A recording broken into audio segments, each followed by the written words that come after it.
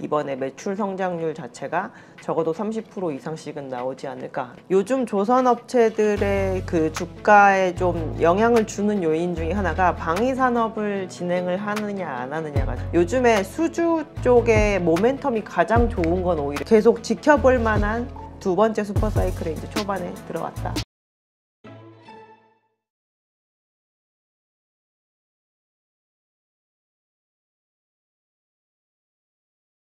네, 오늘 모신 분은 신영증권 엄경화 연구위원입니다. 안녕하세요. 안녕하세요. 네, 요즘은 뭐 그 2차 전지 섹터 담당하시는 분들 말고는 네네. 그 요즘 뭐 무슨 분석이 의미가 있겠나 이런 얘기 하시는 분들이 늘고 있더라고요. 그래도 나름 다음으로 바쁜 사람이 전 것 같습니다. 아, 그래요? 그래요. 하긴 최근까지 사실 조선주가 상당히 좋은 흐름을 보이기는 했어요. 네네. 네, 오늘 그와 관련해서 한번 또 질문을 드리죠. 우리가 또 항상 다음을 대비해야 되니까 최근 뭐 이렇게 좋은 흐름을 보이고 있는 이 조선주 지금 분위기 어떻습니까? 지금 실적 발표들이 일어나고 있나요? 실적 발표는 내일부터 이제 내일부터. 차례대로 이루어질 예정이고요. 뭐 업황 분위기 자체는 그렇게 나쁘지 않습니다. 일단 요번에 발표될 그 실적에 대한 기대감이 주가에 일부 반영이 된 바가 있고, 저희가 실적에 대한 기대를 하기 이전에 이제 조선업체들이 하나둘 이렇게 수주 결과물을 좀 내놓고 있는 상황이어서, 원래 연초에는 수주를 잘한다 싶은 데가 HD현대그룹 안에 들어있는 조선업체들만 좀 집중적으로 잘했었는데, 최근에는 삼성중공업이 메탄올 추진 엔진으로 된 컨테이너선을 또 대량 수주를 하면서 차례차례 수주를 잘 하는 모습을 보여주고 있는 상황이 요즘 근황이다라고 보시면 될 것 같습니다. 네, 그렇군요. 지금 조선주 요 상승 구간에서 많은 분들이 의견이 좀 공통됐던 것이 내년까지는 계속 들고 갈 만한 장기적인 어떤 성장이 나오는 거 아니냐 이런 기대들을 하시던데 근거 있는 건가요? 저희가 지금을 이제 사이클상으로 봤을 때 실적이 턴어라운드하는 초기다라고 얘기를 하기 때문에 그렇게 보시는 건데요. 내년과 내후년까지 저희가 실적에 대해서는 개런티를 할 수가 있습니다. 어차피 지금 수주하는 걸 내년에 만드는 건 아니기 때문에 지금의 이 실적이 나오는 부분들은 21년부터 차곡차곡 저희가 수주한 것을 만드는 것이거든요. 그래서 지금 잔고상으로 25년까지 수익성 개선에 대한 부분을 개런티를 할 수 있으니까 10년 동안 사실 조선주들은 계속 적자와 흑자를 왔다 갔다 하거나 대량의 적자를 낸 적이 있어서 미래 실적을 끌어오면 주가가 계속 비싸지기만 했었거든요. 근데 이제는 미래 수익이 난 실적을 끌어오면 저희가 지금의 현재 오른 주가가 조금 더 싸질 수 있는 그런 근거가 마련이 됩니다. 그래서 내년까지는 실적이 나올 때마다 회사가 요 정도 올랐지만 그래도 앞으로 더 볼 여지가 있다라는 거를 좀 생각을 해볼 수가 있기 때문에 저희가 내년이라는 얘기를 많이 하는 것 같습니다. 네. 자, 그렇다면 일단 제일 중요한 게 실적일 것 같은데 지금 예상 실적 기업별로 어떻게 지금 잡고 계시나요? 저희가 조선업체들 중에서 이제 월별로 매출을 발표를 하는 기업들이 있어요. HD현대그룹 안에 들어있는 이제 뭐 현대미포조선이나 현대중공업 그리고 현대사무중공업 같은 경우는 월별 매출을 공시를 하는데 4월, 5월까지의 매출은 이미 나와 있는 상황이거든요.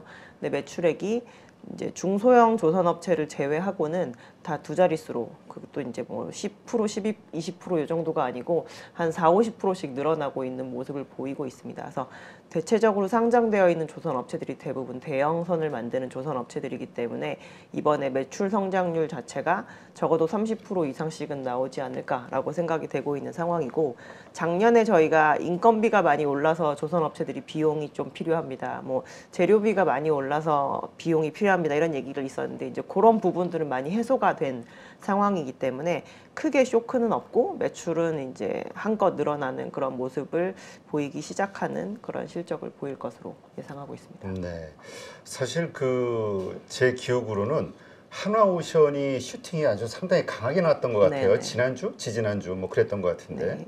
어떻습니까? 이 한화오션이 이렇게 대우조선해양이 이제 바뀐 거잖아요. 이렇게 주가가 오를 만한 어떤 이유가 있나요? 시장에서 반응한 건 두 가지였던 것 같아요. 일단 저희가 20년이 넘는 세월 동안 채권단의 관리하에 있다가 드디어 이제 주인을 찾아갔다. 그래서 이제 하나그룹으로의 편입 효과가 좀 컸던 것으로 저희는 해석을 하고 있고요. 두 번째로는 요즘 조선업체들의 그 주가에 좀 영향을 주는 요인 중에 하나가 방위 산업을 진행을 하느냐 안 하느냐가 조금 차이를 주고 있습니다. 그래서 혹시나 여기 준비해 놓은 밸류에이션 그림을 보시면 이게 주가가 아니라 이 조선업체들이 받고 있는 PBR 차트를 쭉 보여드린 것인데 연두색 그림이 지금 하나오션이거든요. 가장 위로 그래요? 올라와 있는 걸 보실 수가 있고 이 두 번째 녹색이 HD 현대중공업입니다. 이 두 회사의 특징은 둘 다 방위 산업을 한다라는 것이고요. 그래서 얼마 전에 뉴스도 보셨겠지만 뭐 그 호위함 관련해서 저희가 입찰을 진행을 했고 결론적으로는 그거를 하나오션이 이제 하나그룹에 편입되고 나서 처음으로 성공적으로 가져왔다 뭐 이런 뉴스도 나왔다시피 뭐 이 방위 산업을 하는 거에 대해서 과거에는 조선업체들 주가에는 거의 가치를 1도 반영을 해주지 않는 성향이 좀 컸었는데 요즘에는 요 부분이 아무래도 좀 반영이 된 게 있지 않나라고 보고 있습니다. 네, 그렇군요. 지금 보면은 하나오션 같은 경우 그 7월 13일까지는 상당히 많이 올라왔었는데 네. 그때서부터 외국인들은 좀 사모으는 분위기고 그 기관은 매도하고 있는 것 같아요. 네네. 이 서로 다른 스탠스 이유가 있을까요? 지금 저희가 하나오션 같은 경우는 수급적인 이슈가 좀 있는데요. MSCI 지수 편입을 앞두고 있는 상황입니다. 뭐 유력하다 아니다 여전히 조금 확정적인 얘기가 나오고 있지는 않은 상태이지만 근데 저희가 작년에 생각해 보시면 작년에 상반기에는 HD 현대중공업이 MSCI 지수 편입되는 건이 있었고 하반기에는 현대미포조선이 그 MSCI 지수 편입되는 그런 건이 있었는데 그때 편입되기 이전까지 그 수급에 대응을 하면서 주가가 조금 급격하게 오르고 실질적으로 편입이 이루어지고 난 다음에는 그런 수급적인 부분이 좀 풀리면서 주가가 대체적으로는 안 좋게 풀린 면이 있었습니다. 그래서 이번에도 저희가 지금 시장 자체에 액티브 자금이라고 하는 저희가 일반적으로 그냥 주식을 사는 롱온리의 자금보다 패시브 자금의 그 규모가 거의 3배 정도라고 얘기를 하거든요. 그래서 지수를 추종해야 되는 물량이 분명히 들어올 것이다라는 것 때문에 좀 하나오션으로 이렇게 수급이 몰린 것이 아무래도 좀 크다라고 보셔야 될 것 같아요. 네. 그 외에 다른 그 기업들은 어떻습니까? 뭐 특징적인 어떤 이슈들이 있나요? 뭐 요즘에 이제 그래서 저한테 제일 많이 문의를 하시는 것 중에 하나가 하나오션이랑 삼성중공업이랑 같은 거제도에 위치해 있고 그래요? 예, 캐파도 거의 비슷한 업체인데 그 업체 대비해서 지금 밸류에이션 상으로도 너무 많이 다운이 되어 있으면 여기에서 투자를 대체할 수 있는 것으로는 얘가 어떤가요? 라는 질문을 되게 많이들 네. 하시는데요. 앞으로 저희가 봤을 땐 방위산업 쪽에서 그 간극을 좁히기는 좀 어려울 것 같습니다. 왜냐면 삼성중공업은 방위산업을 하지 않고 있기 때문에 예, 그 부분에 대한 밸류는 좀 펴놓겠지만 최근에 지금 수주를 한 건 중에서 그 가장 큰 수주권을 한 업체가 삼성중공업이기도 합니다. 저희가 작년까지만 해도 그 메탄올 추진 컨테이너 선박은 계속 현대중공업 그룹으로만 그 물량이 들어갔었는데 이제 이번에 에버그린이라고 하는 그 해운사로부터 대량의 그 메탄올 추진 컨테이너 선박을 수주를 조 단위로 한 상태이고요. 그래서 올해 지금 수주 목표가 좀 현대그룹 대비해서 많이 뒤처지고 있었던 상황이었었는데 이제 그 부분을 좀 따라가면서 저희가 아무래도 그 주가 갭을 조금 줄일 수 있는 부분을 좀 보였던 것으로 판단하시면 될 것 같고요. 또 다른 업체에 대해서 말씀을 드리면 이제 요즘에 이제 약간 대형사들 대비해서 좀 소외되어 있는 업체 같은 경우는 현대미포조선이 있습니다. 저희가 이번 2분기 실적이 나올 때 미포조선도 그렇고 하나오션도 그렇고 영업 흑자 전환에 대해서 조금 그 장담하기 어려울 것 같다라고 얘기를 지금 하고 있는 것이고 실제로 아마 실적이 좋지는 않게 나올 텐데요. 요즘에 수주 쪽의 모멘텀이 가장 좋은 건 오히려 현대미포조선입니다. 그래요? 예, 작년보다 더 많은 양의 수주가 나오고 있는 선종이 오일 탱커, 케미칼 탱커 그리고 LPG선 이렇게 3종이 있는데 현대미포조선은 중형 LPG선과 이 PC선이라고 하는 정유 운반선을 아주 특징적으로 잘 만드는 업체 중에 하나거든요. 특히나 대형사들과 조금 다른 부분은 그냥 이 업체 혼자 살아남은 정도 수준이라고 생각하시면 될 것 같습니다. 아. PC선 시장에서는. 그래서 요 업황이 살아나게 되면 작년보다 저희는 수주를 훨씬 더 잘 받고 있습니다라는 얘기가 오히려 하반기 후반으로 갈수록 더 많이 나올 수 있는 업체가 이 부분이기 때문에 저희가 주가가 많이 뒤처져 있을 때는 오히려 뒤처져 있는 이런 업체들에 대해서 관심을 가져보시는 것도 괜찮은 투자 방법이다라고 얘기를 좀 해드리고 있죠. 네, 사실 그 조선주의 어떤 호황 그 근본에는 그 LNG 선에 대한 기대감들이 컸었잖아요. 네네. 그런 측면에서 현대미포가 조금 약한 거 아니냐 이런 시각들도 있었는데요. 뭐 아무래도 미포조선 같은 경우는 LNG 선을 거의 하지 않고 뭐 가끔 소형 LNG 벙커링 선 뭐 이런 거 나오면 좀 하긴 하지만 뭐 말씀하신 부분도 어느 정도 지금까지 영향을 줬다라고 생각하셔야 될 것 같습니다.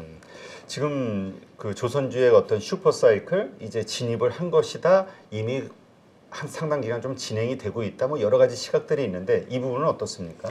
조선주가 이렇게 대세적으로 오르는 사이클은 두 가지 종류가 있는데요. 하나는 그냥 지금 현재 현황이 별로 좋지 않는다고 하더라도 수주가 이전보다 급격하게 많이 나오기 시작할 때 수주 사이클에 해당이 될 때, 그리고 2차적으로는 그 수주 사이클이 있고 나서 한 짧게는 한 2년 아니면 길게는 한 3년 뒤 정도에 이제 생기기 시작하는 실적 사이클인데요. 이 실적 사이클은 오히려 조금 더 오래 갈 가능성이 있습니다. 왜냐하면 저희가 수주 잔고를 바탕으로 계속 건조를 해 나가는데 지금부터 실적이 개선돼서 저희가 25년까지 지속이 될 가능성이 있다고 말씀을 드렸잖아요.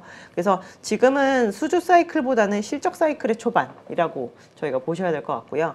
과거의 호황 때처럼 저희가 조선업체들이 경쟁적으로 막 몸집을 늘리는 구간이 아니기 때문에 오히려 이 선박의 높은 가격이나 저희가 이 수주하는 물량에 대한 고수익성 이거를 조금 유지할 수 있는 지속 가능성은 예전보다 조금 높아졌다라고 보고 있어서 저희는 조금 계속 지켜볼 만한 그 슈퍼사이클의 두 번째 슈퍼사이클에 이제 초반에 들어왔다라고 생각하고 초반으로 있습니다. 보시는군요. 네네. 근데 과거에 우리가 조선주 그 슈퍼사이클 들어갔을 때하고는 좀 환경이 다르지 않냐? 그게 이제 무슨 테일이라고 하죠? 그거 헤비테일이나 뭐 이런 헤비테일. 것들. 예. 네. 그 결제 가장 큰 금액을 선박을 인도하면서 받는 네네. 이것 때문에 뭐 마지막에 인도 안 하면서 좀 여러 가지 불확실성이 생기기도 하고 이러저러한 걱정들 하시는 분들도 있거든요. 근데 요즘에는 이제 계약금을 뭐 10%가 아니라 한 30%씩 먼저 탑회비라고 이제 이런 건 얘기를 하는데 계약금을 많이 주고 뒤에 이제 중도금을 다시 좀 이분하게 깔아주는 그런 부분도 있긴 한데요. 상선은 사실 헤비테일로 진행이 계속 된다라고 해도 조선업체들의 현금 흐름에 그렇게 큰 영향을 주진 않습니다. 왜냐하면 어차피 배 하나를 만드는 데 드는 기간은 실질적으로는 12개월 전후밖에 안 되기 때문에 계속적으로 돌아가면 문제가 안 되는데 저희가 헤비테일로 인해서 문제를 크게 일으켰던 건 사실 해양 플랜트예요. 왜냐면 해양 플랜트는 진짜 심할 때는 막 40개월씩 만들거든요. 근데 헤비테일이면 그 앞에 거의 39개월 동안을 되게 괴롭다가 마지막에 이게 해결이 돼야 되는데 저희가 유가 폭락과 함께 그 해양 플랜트들의 인도 시기가 되게 크게 지연이 되면서 들어갔던 자금 대비해서 회수의 속도가 늦어가지고 저희가 힘들어졌던 건데 실질적으로 상선을 많이 만드는 구간에서 헤비테일이다 스탠다드다 이거는 별로 의미가 없긴 하지만 이전보다 저희가 계약금을 더 많이 주고 중간에 건조하는 당시에 이제 만들고자 하는 재료비를 어느 정도 비슷하게 깔아주는 그 결제 방식으로 조금 이전이 된 부분도 있습니다. 아, 그렇군요.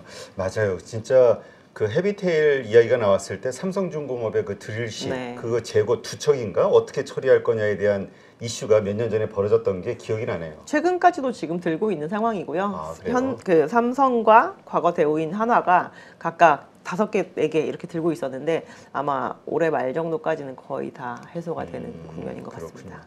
아까 2차 슈퍼사이클 말씀하셨는데 이번에 그 어떤 슈퍼사이클의 그 특징이랄까? 성격은 어떻습니까? 뭐 이제 증설 사이클이 아니다라는 게 일단 저희는 제일 중요하다라고 보고 있고요. 특히나 제가 최근에 이제 지금까지 살아남은 조선업체가 몇 개가 있나 해서 이제 한 1등부터 150등까지 그 리스트업이 되어 있는 거를 쭉 봤는데 그 안에 우리나라 사업장은 10군데밖에 없더라고요.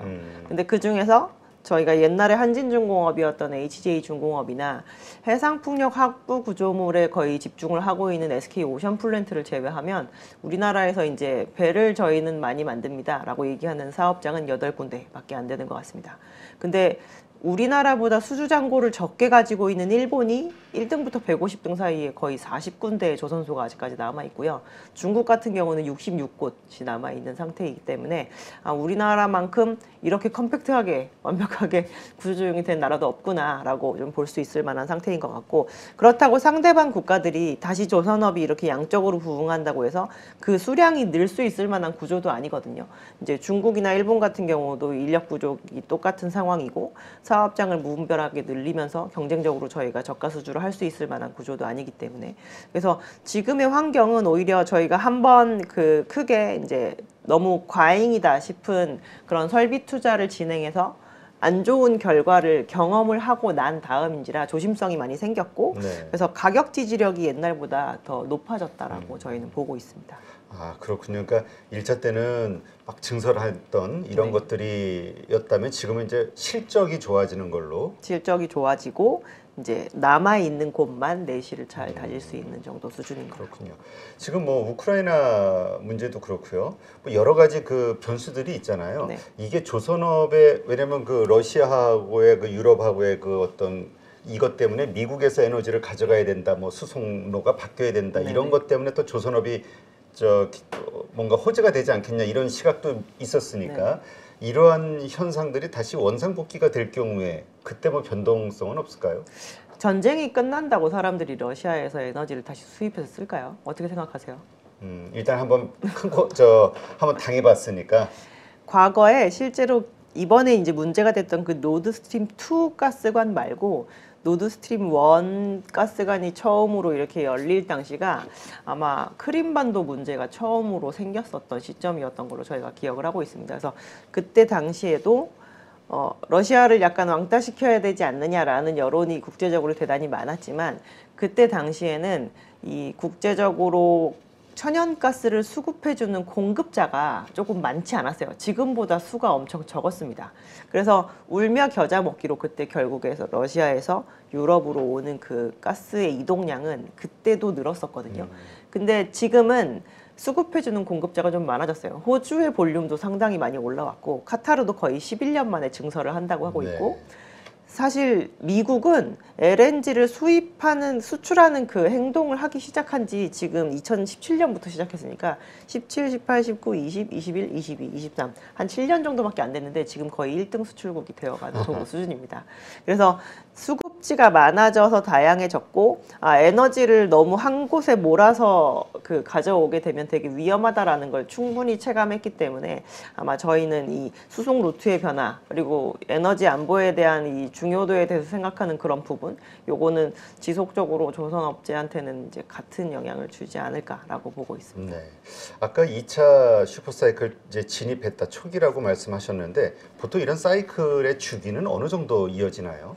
저희가 큰 사이클은 뭐 30년, 그리고 그 작은 사이클이 그 안에서 움직이는 가장 작은 사이클 저희가 보통 3년이라고 얘기를 하거든요. 왜냐하면 이 선박에 대한 투자 자체가 항상 사람의 손에서 이루어지는지라 저희가 투자에는 언제나 쏠림이 있어요. 지금 주식시장과 마찬가지로. 그래서 우르르르 많이 투자를 한 것들이 시장에 우르르르 쏟아져 나오면 분명히 다운 사이클이 오게 됩니다. 그건 이제 해운 측면에서 그렇긴 하지만, 근데 요번에는 그렇게 몰려가서 투자를 많이 할 수 있을 만큼 조선업체들이 공급량이 다행히 좀 안 돼서 이번에는 지속성에 대해서 조금은 생각해 볼 수 있는 부분이지만, 저희는 만약에 투자 관점으로 해서 다운 사이클이 언제쯤 올까라고 물어보신다라고 한다면 저는 내년에 다시 고민해 보겠다고 보통 말씀을 드립니다. 그래도 한 올해 내년 초까지는 일단은 이 사이클이 갈 것이다.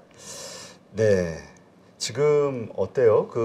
일단 여러 가지 이 조선업과 관련해서는 그 원자재 가격들이 많이 그 변동성이 주잖아요. 네네. 후판이라든가 여러 가지 지금 뭐 인플레이션과 관련해서 원자재 가격들이 좀 들썩거린다 뭐 이런 얘기들도 있긴 하던데요. 적어도 조선업체들이 작년보다 올해보다 내년, 내년보다 내후년에 더 많은 후판을 쓸 게 예정이 되어 있다라고 한다면 이 재료 가격은 상향 안정화되는 게 저는 맞다고 봅니다. 그래서 작년 2분기 정도를 전후로 해서 원자재 가격이 조금 많이 하락을 해서 재료 가격이 급격하게 안정화되지 않을까라는 기대감이 있긴 했는데 저는 그건 좀 불가능하다라고 보고 있고요.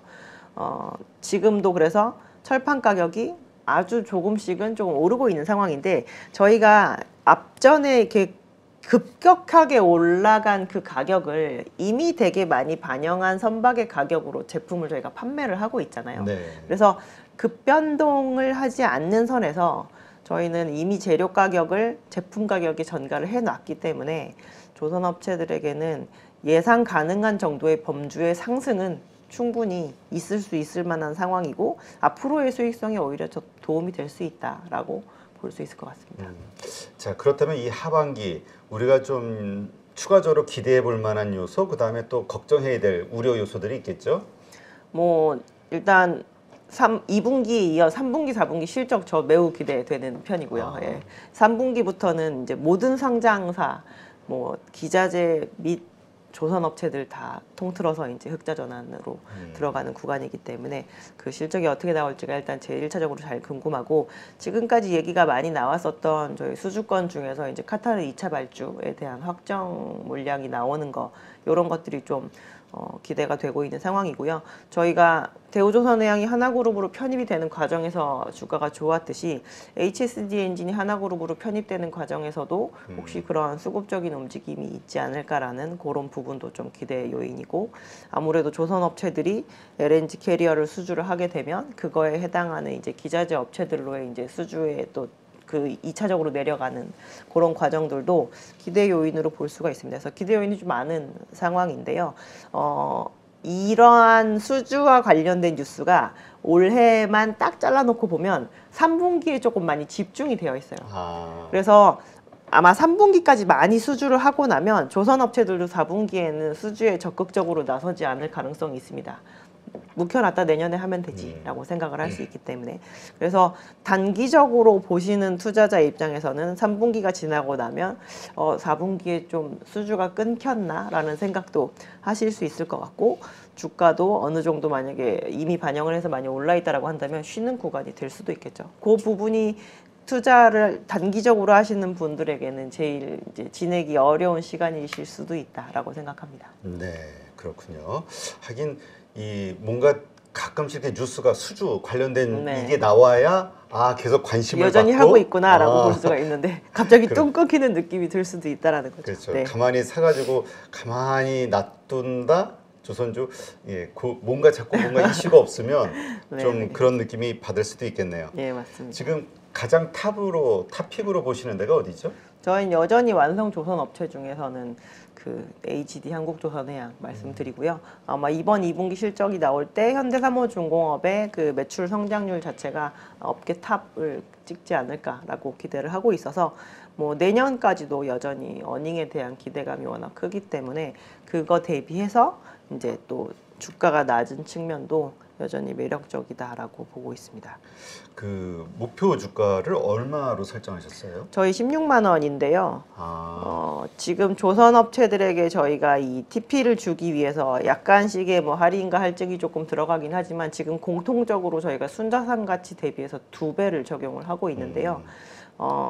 이미 지금 뭐 아까 보여드린 하나오션 같은 경우는 3배를 뚫고 올라가 있는 상황이잖아요. 그래서 만약에 앞에 리딩 컴퍼니가 3배를 지킨다라고 한다면 오히려 다른 업체도 3배를 향해서 가게 될 가능성이 있으니까 저희가 만약에 의견을 조금 조정을 하는데 상향으로 조정해야 될 일이 있다라고 하면 공통적으로 3배까지 줄 수 있을 만한 환경인가 아닌가에 대해서 고민을 해볼 것 같습니다. 네. 지금 12만 5천 원이니까 한 3만 5천 원 정도의 룸이 있는 걸로 보시는 거군요. 환율 문제는 어떻습니까? 지금 뭐 1270, 80원 여기서 왔다 갔다 하지만 이거 더 내려갈 거로 달러 약세가 더 될 것으로 원화 강세가 되고 기대하시는 분들이 많던데 이랬을 때 조선업에 미치는 영향은요? 기본적으로 저희가 그러니까 한중일에 있는 조선업체들이 다 달러로 수주를 하기 때문에 경쟁국 대비해서 상대적으로 좋으려면 경쟁국 대비해서 상대적으로 우리나라의 로컬 커런시가 더 절하가 많이 될수록 좋습니다. 그래서 저희는 원달러 환율이 이제 치솟아 오르는 게 좋은데 어차피 똑같이 위안화도 엔화도 똑같은 비율로 오른다라고 한다면 사실 그닥 그렇게 효과는 없긴 하지만 저희가 인건비는 원화로 지불하고 수주 자체는 달러로 했는데 그 높은 환율에서 이제 확정을 지었다라고 한다면 이제 회사의 이익률은 되게 높아지는 효과가 있겠죠. 그래서 작년에 막 1,400원 이렇게 찍었을 때는 절대적으로 원체 높은 그 달러였었다라고 볼 수가 있고요. 환율이 기조적으로 계속 내려가게 되면 조선 업체들이 달러 선가를 높여가지고 수주를 해도 그걸 원화로 환산을 했을 때 조금 그 효과가 반감되는 부분은 있기야 하겠지만 아마 환 때문에 뭔가 이익률이 훼손되는 구간으로 간다라고 한다면 분명히 조선 업체들은 그 선가를 올리려고 하는 노력을 많이 하게 될 것 같고요. 절대적으로 1,200원 이상대의 환율은 조선 업체들에게 그렇게 이익률을 크게 훼손할 만한 정도의 그 환율은 아니라고 볼 수 있고 과거에 저희가 호황 때는 900원이었습니다. 900원. 그래서 1,200원대 정도의 환율은 조선업체들 수익성에 그렇게 크게 영향을 주지 않을 것으로 보고 있습니다. 네, 알겠습니다. 그래서 이러한 여러 가지 요소들이 다 우리가 그 뭐라 그럴까요? 말씀하신 대로 조선주의 슈퍼사이클 진입, 여기에 맞는 어떤 실적 개선, 그다음에 거기에 대한 주가 상승에 대한 기대감, 이런 것들이 이렇게 다 맞물린다. 이렇게 이해하면 되겠군요. 네네. 네.